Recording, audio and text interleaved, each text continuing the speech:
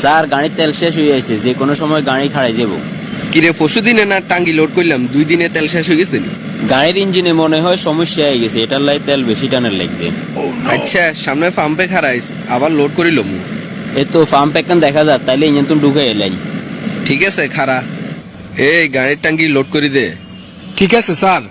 Petrol নেওয়ার পরে আর অফিসের সামনে নামাই দিস। ঠিক আছে। তুই অন স্কুলে যাই, বাচ্চা গুনের লই সোজা বাসা যাইস গই। এটা লই আপনি কোনো চিন্তা করিয়েন না। গাড়ির কি সমস্যা হইলো বুঝি না, এত তেল কনমুই যায়। ঘুরে গাড়াও তো তেমন করি না আমরা। এরকম সরল সোজা মালিক থাকলে আঙ্গু মতো ড্রাইভাররা লালে লাল শাহজালাল। ও তো জায়গা মতো আই গেছি। কিরে আজ যে কদ্দুর দিবি? কোম্পানির দিয়ে আজ আবার টাঙ্কি ফুল করে লইছে, আপনি আগের মতো অর্ধেক লইলন। গুড। কিরে তুই মালিকের হর এখান বুঝস কেন? একবার কই গাড়ির ইঞ্জিন বালানো, আবার কই অমুক পাম্পের পেট্রোল বালানো, যে টাইমে যা হারি এগেন কই বুঝ দিয়ে লাইন। তোরা কেন হারস? এগেন না করলে এই যুগে চলন যেত না তো। ৭৩,০০০ বেতন দেয়, এগুন দিয়ে চলন যায়নি কোন চাই। জিয়ানে ১২-১৩ হাজার টাকা বেতন হয়, মানছে হিয়ানে ১৭ হাজার টাকা তার কাছে কম লাগের। ঠিক আছে, তো এই ১৭ হাজার টাকা এই সময় কি হয় কসাই?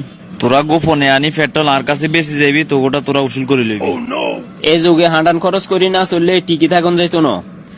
আরেকটা সিদ্ধান্ত লইছি, মালিকের চাপ দিমু বেতন বাড়াই দিবেন লাই, নইলে কমু আই চলি যাই। এর হরে অটোমেটিক বেতন বাড়াই দিব। খাইছে বেতন বাড়াই দিলে তো এরকম আর তেল বেচতো না আর কাছে। কিরে তোরা এনে তো হোসে যার ১৭ হাজার টাকা বেতন, ১০ হাজার টাকা তেল বেচরি আর কাছে, ২৭-২৮ হাজার টাকা হয়। আর কিত্তু হয় না রে ভাই, তারপরেও পোষায় না। স্যার আপনারা একার কথা কইতাম। কি কইতি রে?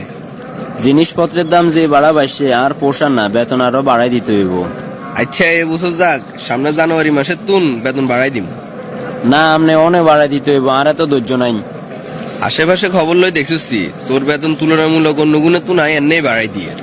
জিএনে ১২-১৩ হাজার টাকা দিয়ে ড্রাইভার হান যায়, হে জায়গা তোরাই ১৭ হাজার টাকা দিয়ে কম কইন দে দি।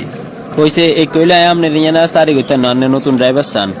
কইলাম তো জানুয়ারি মাসে তুন বেতন বাড়াই দিম। আর মতোই কে ড্রাইভার আর কোনাই হইব, চলি গেলে আবার ঠিকই ফোন দিয়ে আনাইব। থামেন আপনি, এই বেতনে আইয়া সারি কইতেন না, চলি যাইয়ের। আচ্ছা ঠিক আছে, তুই যখন থাকতিস আরই না তো আর কি রুম ধর ভাঙা মাসের বেতন লই যা। পত্রিকায় বিজ্ঞাপন লাগামু নতুন ড্রাইভারের লাই। আসসালামু আলাইকুম স্যার, আপনাকে নাকি একজন ড্রাইভার লাগবো, পত্রিকা দেখি আইছি। ওয়ালাইকুম আসসালাম, তোর নাম কি? আবুল কাসেম। তোমার লাইসেন্স কাগজপত্র সব ঠিক আছে নি? কত বছরের অভিজ্ঞতা আছে?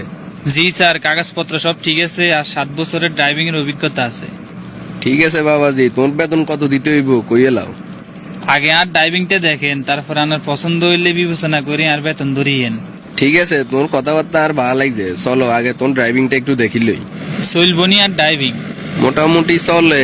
অনক তোর বেতন কত হইলে তুমি খুশি হইবে? স্যার আপনি তো আগে ড্রাইভার রাখছেন, বর্তমান পরিস্থিতি অনুযায়ী আপনি বিবেচনা করি যা ধরেন। থাকা খাওয়া আমার। আগের গাড়ি ১৭ হাজার টাকা বেতন দিতাম, তোমরাও বরাবর দিমু, সামনের বছরে আবার বাড়াই দিব। ঠিক আছে আলহামদুলিল্লাহ, আর কোনো আপত্তি নেই। আরে কিল্লে খবর দিছে নিয়ে নে আইবেল লাই। কিরে তুই চাকরিতে জয়েন করলি, অন আলোগায় দেখা করে গেলি না? আপনার লগে দেখা করার কামটা কি? তোর আগে কোম্পানিতে যতক্ষণ চাকরি করছে বেগুন আর কাছে তেল বেচতো ৮০ টাকা করে, তুই তো অন আইলি না। যা যাইব কোম্পানি যাইব, তুই আর আই বামফার। আল্লাহ মাফ করক, আল্লাহ আরে এই হারাম না খাবাক। হালাল টেয়া দি নুন ভাত খামু, তবু হারাম টেয়া দি মাছ গোস্ত খাইতেন না। এরকম নীতি লই চললে জীবনে কিছু করতে ইতি ন। যদি জীবনে কিছু করতে চাস এই রাস্তায় আয়, তাহলে অল্পতে বাই গাড়ির মালিক হবি। আর আয় তো কারো কাছে কইতাম না, তুই এত চিন্তা কর হরিকা। উপরের আল্লাহ তো সবকিছু দেখে, এখন বিজ্ঞানের একসময় হিসেব দিতে হইব। ওরে বা ওরে লেদা হলার বুঝ দেখছো নি?